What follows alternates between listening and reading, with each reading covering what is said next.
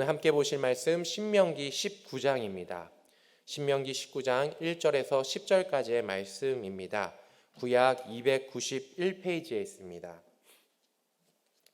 신명기 19장 1절에서 10절까지의 말씀 다 같이 합독하시겠습니다. 내 하나님 야훼께서 이 여러 민족을 멸절하시고 내 하나님 야훼께서 그 땅을 내게 주심으로 내가 그것을 받고 그들의 성읍과 가옥에 거주할 때에 내 하나님 야훼께서 내게 기업으로 주신 땅 가운데서 새 성읍을 너를 위하여 구별하고 내 하나님 야훼께서 내게 기업으로 주시는 땅 전체를 새 구역으로 나누어 길을 닫고 모든 살인자를 그 성읍으로 도피하게 하라. 살인자가 그리로 도피하여 살만한 경우는 이러하니 곧 누구든지 본래 원한이 없이 부지 중에 그의 이웃을 죽인 일, 가령 사람이 그 이웃과 함께 벌목하러 살림에 들어가서 손에 도끼를 들고 벌목하려고 찍을 때에 도끼가 자루에서 빠져 그의 이웃을 맞춰 그를 죽게 함과 같은 것이라.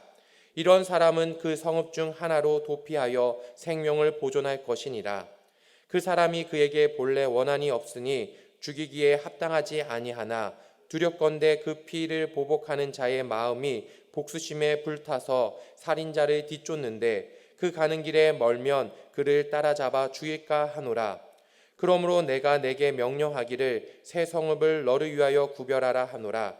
내 하나님 야훼께서 내 조상들에게 맹세하신 대로 내 지경을 넓혀 내 조상들에게 주리라고 말씀하신 땅을 다 내게 주실 때 또 너희가 오늘 내가 너희에게 명하는 이 모든 명령을 지켜 행하여 내 하나님 야훼를 사랑하고 항상 그의 길을 행할 때에는 이 셋 외에 새 성읍을 더하여 내 하나님 야훼께서 내게 기업으로 주시는 땅에서 무죄한 피를 흘리지 말라.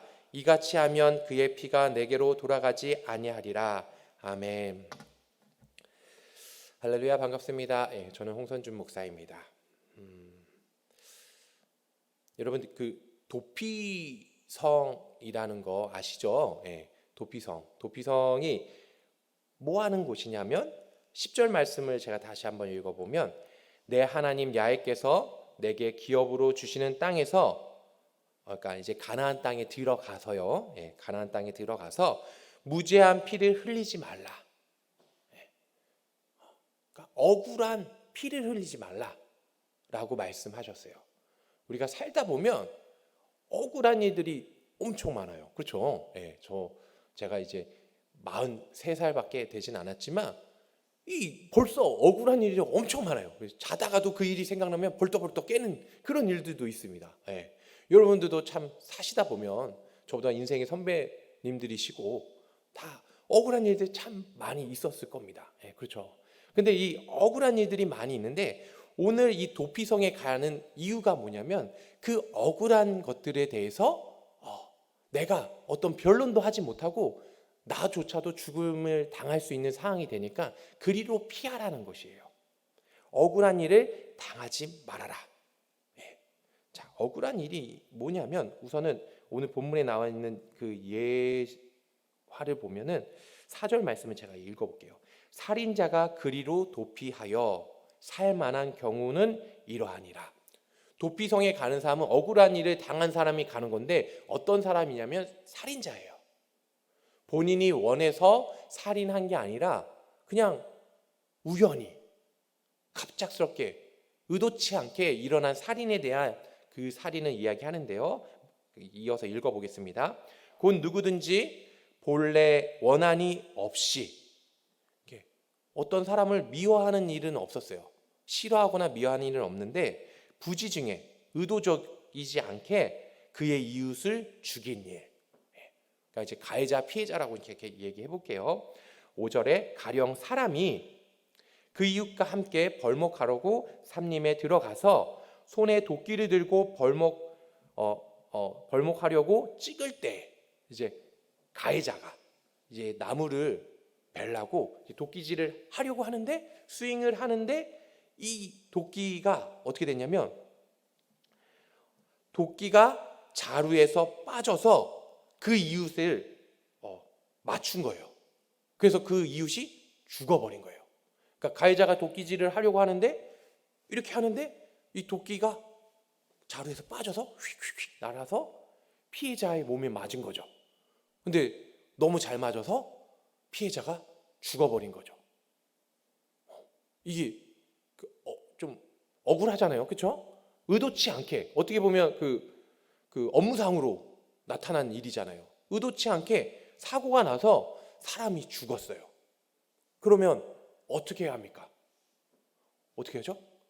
도망가야 되네요. 네, 도망가야 되는데 어떤 민수기를 보면은 민수기 33절을 보면은 너희는 너희가 거주하는 땅을 더럽히지 말라. 이 구약에선 땅이 참 중요하거든요. 이 땅이 참 중요한데 땅을 더럽히지 말라는데 피는 땅을 더럽히나니 피 흘림을 받은 땅은 그 피를 흘리게 한 자의 피가 아니면 속죄함을 받을 수 없느니라. 그러니까 피해자가 피를 흘렸어요. 그러면 그 땅이 그 피로 인해서 더러워졌어요. 그러면 그 땅을 깨끗하게 할 수 있는 방법은 무엇이냐면 가해자의 피가 있어야 되는 거예요. 그러니까 내가 죽였으니까 내가 죽어야 용서가 되는 거예요. 이해 가시죠? 좀 무섭죠, 법이. 그리고 민수기 35장 19절 말씀을 제가 읽어보면 피를 보복하는 자는 그 살인한 자를 자신이 죽일 것이니 그를 만나면 죽일 것이요. 그러니까 내가 피해자면 내가 죽었잖아요. 그럼 제가 죽으면 저 대신 피해 보복자라는 게 있어요. 그러니까 내 형제 중에 한 사람이, 내 형제든 내 아들이든 내 가족 중에 한 사람이 피해 보복자가 돼서 가해자를 죽일 수가 있어요. 그래야 땅이 깨끗해지니까. 죽일 수 있어서 제가 만약에 도끼질을 하다가 가해자가 돼서 의도치 않게 사람을 죽였어요. 그럼 그 사람이 죽음으로써 어떻게 되냐면 제가 가해자가 됐고 저는 도망가야 돼요. 도망을 가야 되는데 왜 도망가냐면 피해 보복자가 저를 죽이려고 하니까. 근데 피해 보복자는 저를 죽여도 되는 거니까 억울한 거죠. 어떤 변론을 하기도 전에 죽어버려야 되니까 억울하니까 하나님께서 무엇을 만드시냐면 도피성을 만드신 거예요. 자, 만약에 제가 우연치 않게 사람을 죽였어요. 그래서 그의 자녀가 절 죽였어요. 억울한 죽음을 당했으니까 절 죽였어요. 그럼 또 제 자녀가 우리 아버지가 억울하게 죽으셨다 했고 또 그 사람을 또 죽일 수 있어요. 그럼 이쪽에서 또 죽이고 서로 계속 죽일 수 있잖아요. 그렇죠? 피해 보복자가. 그렇기 때문에 이 악순환을 끊을 수 있는 방법을 묘책이 바로 이 도피성인 거예요. 억울하게 살인한 자가 억울한 죽음을 당하지 않게 도피성을 만들어서 그리로 와서 피해라 라고 만들어 주신 거예요. 그래서 쓸데없이 원한을 갖고 서로 죽이고 싸우는 그런 것을 끊을 수 있는, 악순환을 끊을 수 있도록 만들어 주신 게 바로 도피성입니다. 근데 이 도피성을 또 하나님께서 참 감사하게 어떻게 하셨냐면 19장 오늘 본문 2절 말씀을 보면 내 하나님 야훼께서 내게 기업으로 주신 땅 가운데, 가나안 땅 가운데 새 성읍을 너를 위하여 구별하고, 우선은 새 성읍을 구별하라고 말씀하셨어요. 그러니까 도피성을 세 곳에 만들라라고 말씀을 하셨고, 그 다음에 3절에 내 하나님 야훼께서 내게 기업으로 주신 땅 전체를 세 구역으로 나눠 길을 닫고 모든 살인자를 그 성읍으로 도피하게 하라. 이 새 성읍을 정하셨고 길을 닦으라고 말씀하셨어요. 이 새 성읍을 만들었는데 길을 닦으래요. 이게 뭐냐면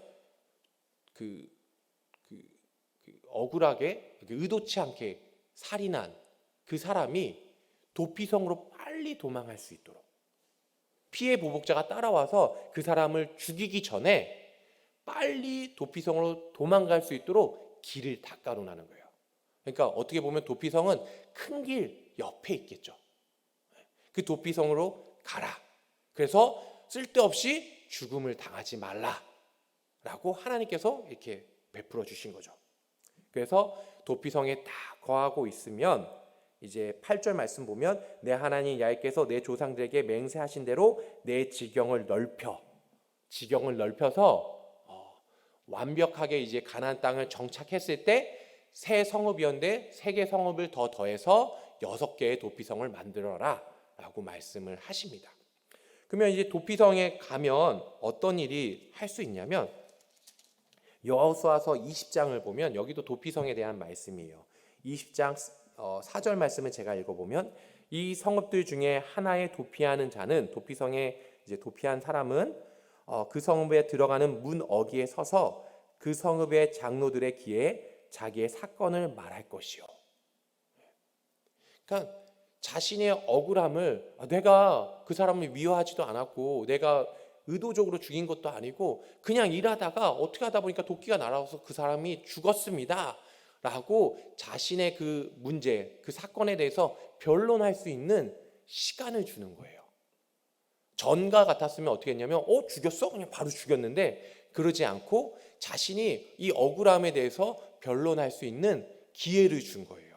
그럼 그 장로는 그 얘기를 듣고 너 참 억울하겠다 하면서 그 도피성에서 받아주는 거죠.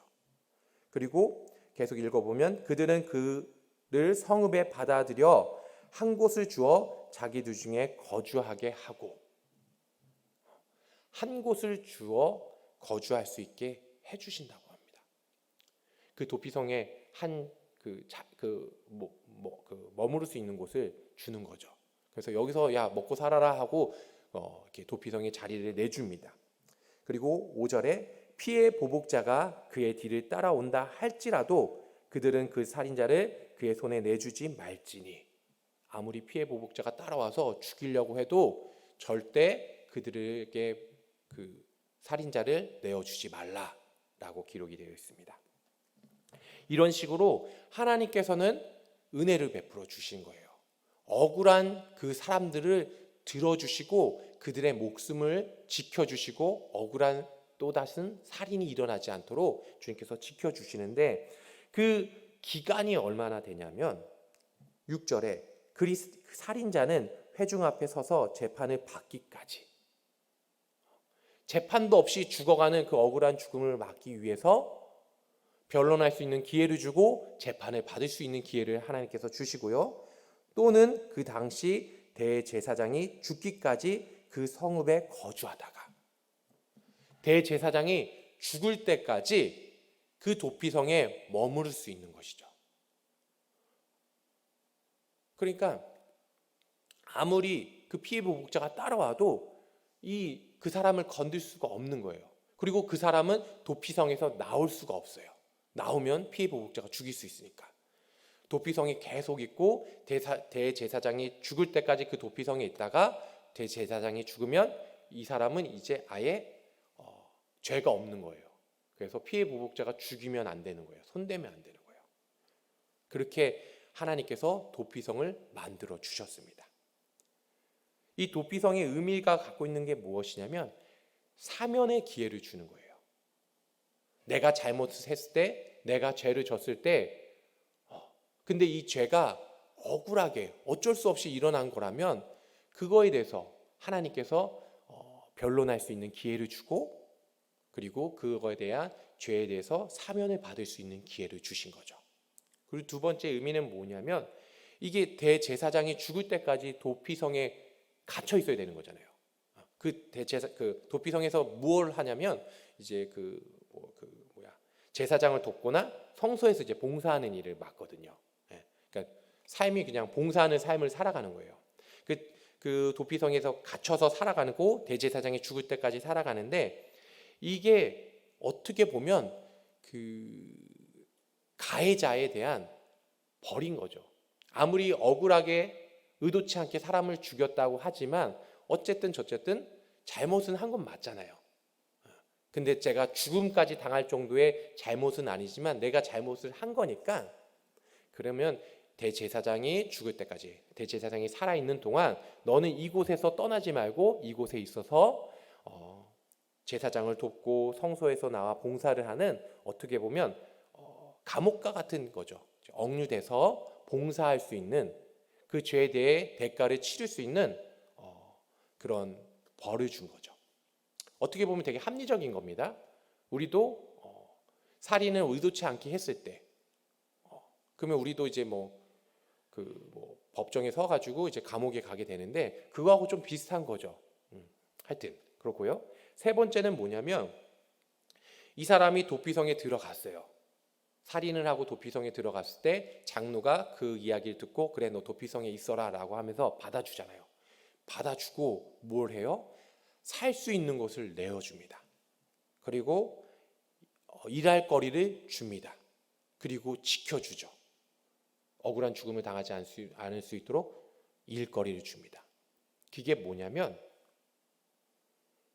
대속적 고통 분담이라는 의미가 있어요. 말이 좀 어려운데 억울하게 당한 그들을 그냥 버려두지 않고 그냥 죽음으로 이끄는 것이 아니라 받아주고 일거리를 내주고 그들이 살 자리를 내주는 거예요. 그러니까 뭐냐면 그 성읍에 살고 있었던 기존 사람들이 자신이 피해가 갈 수도 있지만 자신의 일거리도 내주고 자신이 살고 있던 자리도 내주는 거예요. 그래서 함께 그 새로운 그 가해자와 함께 살아가는 것을 의미하는 거예요.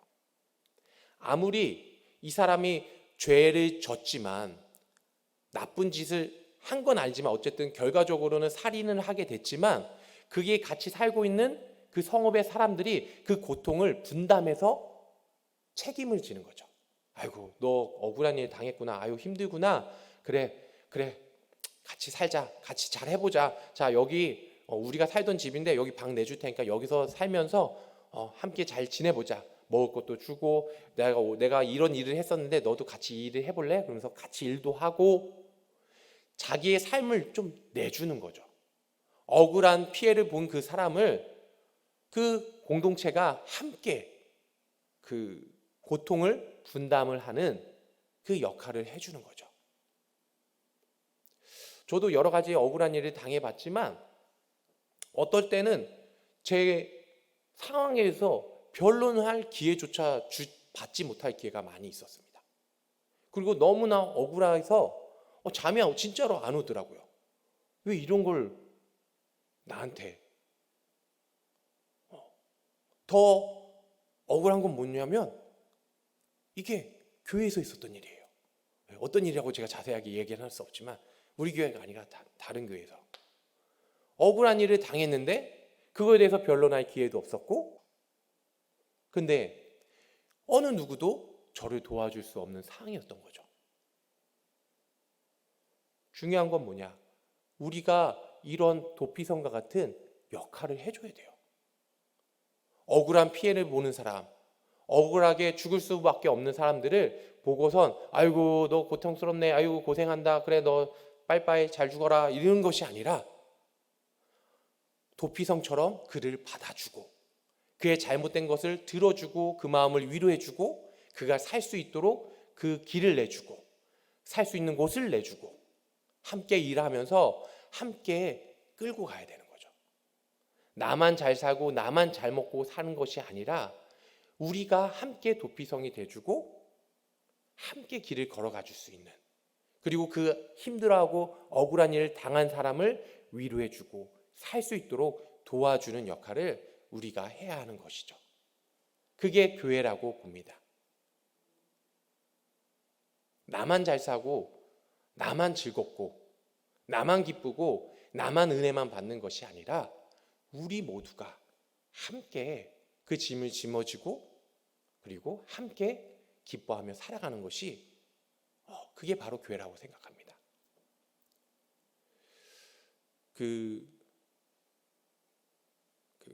제가 어떤 영화를 봤는데요. 그 형사에 대한 영화였어요. 근데 실제로 그 형사들의 삶을 한 90% 이상 닮은 영화인데 거기서 이제 강력계 형사들이 서로에게 하는 말이 있다고 합니다. 어떤 말을 하냐면 칼은 같이 맞을수록 같이 맞으면 죽지 않는다. 그러니까 얼마나 무섭겠어요. 막 살인 현장에도 가야 되고 막 그 위험 속에 갈 때 두려움과 걱정이 있지만 함께 가서 그걸 해결하면 죽지 않는다. 아무리 칼에 맞아도 죽지 않는다. 그런 말이 있더라고요. 우리는 교회라는 한 공동체에 있습니다. 그 공동체 안에서 우리가 할 수 있는 것 억울한 일 당하고 힘든 일 당한 사람들을 함께 그 억울함을 들어주고 그들을 위해서 함께 고통을 분담하는 그런 삶을 살아가는 저와 여러분 되셔서 하나님의 기쁨이 되시는 저와 여러분 되시길 바랍니다.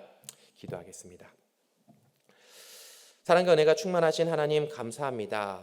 오늘 또 도피성의 말씀을 통하여서 하나님 우리가 나가야 할 방향을 알게 하여 주심을 감사합니다.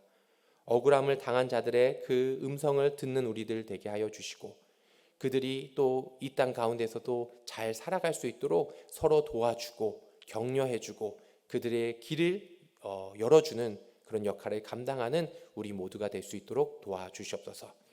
하나님 때로는 연약해서 하나님 우리가 또 그 억울한 자들을 돌아보지 못할 경우가 있지만 성령님 이 시간 우리의 마음을 함께하여 주시고 우리의 마음의 문을 열어주셔서 하나님 그들을 받아들이고 그들과 함께 고통을 분담하며 살아갈 수 있는 저와 우리 모두가 될 수 있도록 도와주시옵소서. 주님 감사합니다. 예수님의 이름으로 기도드립니다.